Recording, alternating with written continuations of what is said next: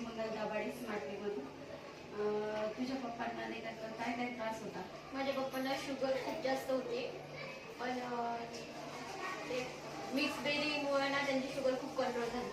त्यांनी याच्या अगोदर पण खूप साऱ्या गोळ्या औषध वगैरे खाल्ल्या, दवाखान्यात पण केले, पण त्यांची म्हणजे गोड तर ते अजिबात खात नव्हते. पण आता जेव्हापासून मिक्स बेरीचे ज्यूस त्यांनी चालू केलाय तेव्हापासून ते गोड तर अति प्रमाणात खायला लागले आणि शुगर पण त्यांची मेंटेन व्हायला. किती दिवसामध्ये रिझल्ट आला? त्यांना जवळ 8-15 दिवसामध्येच रिझल्ट आला. आणि तुला पण त्रास होता?